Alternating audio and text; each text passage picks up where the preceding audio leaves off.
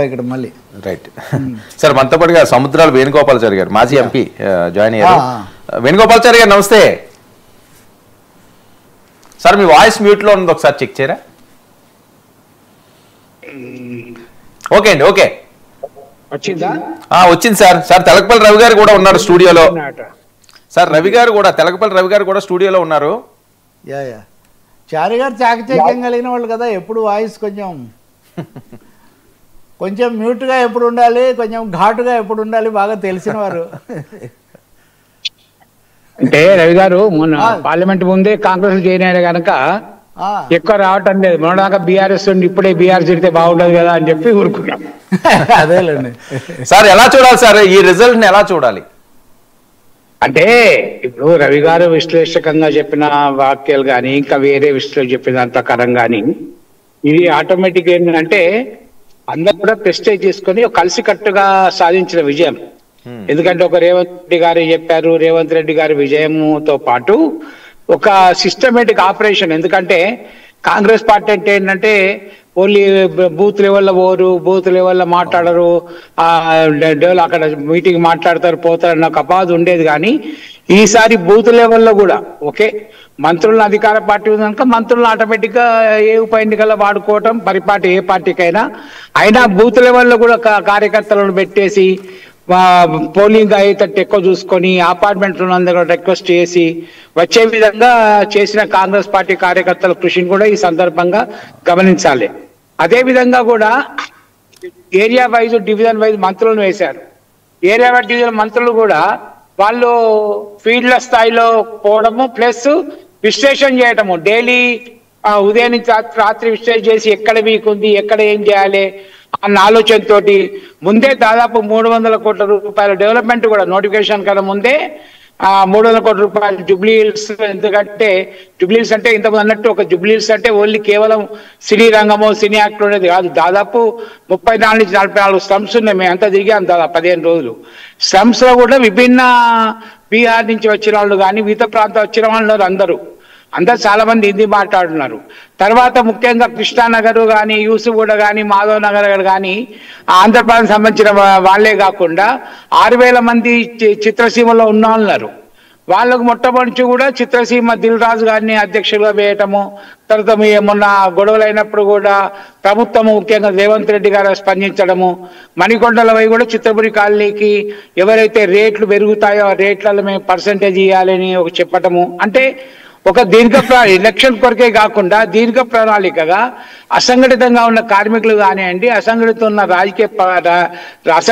ఉన్న ప్రజలు కానీ మమేకమై మరి వాళ్ళందరూ కూడా ఈరోజు సంక్షేమ పథకాలు అందులేవు, ఇక ఈసారి డిసెంబర్లో మేము తలాఖా ఇస్తామని చెప్పిన నాయకులు కూడా మనం చూస్తున్నాము.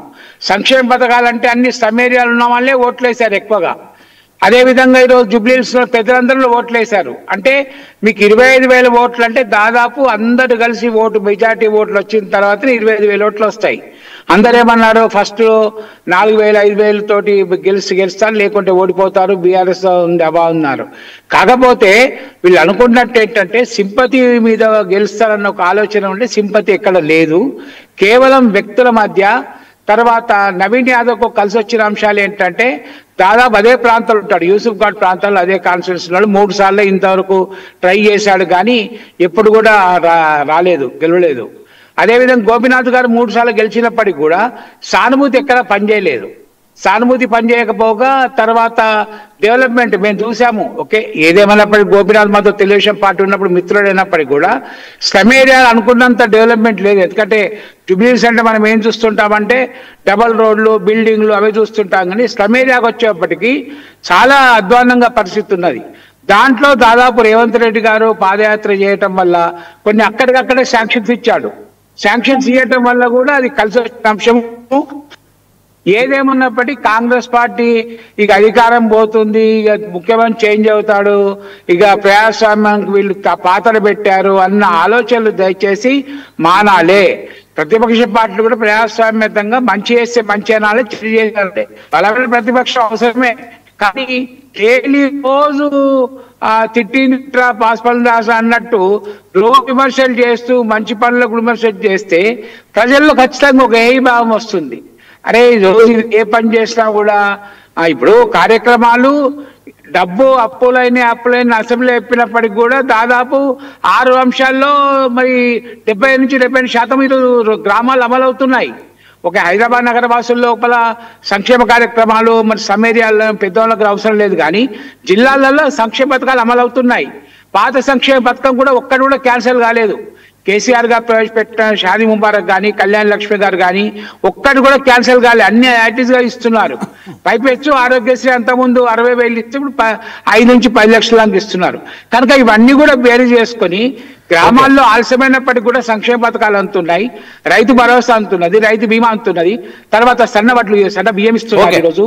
అంటే కొంచెం అడ్మినిస్ట్రేషన్ ల్యాబ్స్ అక్కడక్కడ కనపడ్డప్పటికీ కూడా ఇదంతా వ్యతిరేకంగా ఉంటుంది, ఖచ్చితంగా బీఆర్ఎస్ గెలుస్తుందన్న ఒక ఆలోచన నుంచి వాళ్ళందరూ వచ్చిండ్రు. అటువంటి ఆలోచన మానాలి. కాంగ్రెస్ పార్టీ మరింత పటిష్టంగా ఇప్పుడు ఈ గెలుపు కేవలం రేవంత్ రెడ్డి గారు కాదు, కింది స్థాయి కాంగ్రెస్ పార్టీ కార్యకర్తలకు కూడా రాబో రోజుల్లో ఎప్పుడు ఎటువంటి సిచ్యువేషన్ వచ్చినా కూడా ఎదుర్కొనే ధైర్యం సత్తా ఈ ఎన్నికల వల్ల వచ్చింది, గెలుపు వల్ల వచ్చింది. Right sir, thank you so much అండి వేణుగోపాలాచారి గారు. థ్యాంక్ యూ రవి గారు. సార్ ఇది సార్ ఆయన నిజమే కదా. అంటే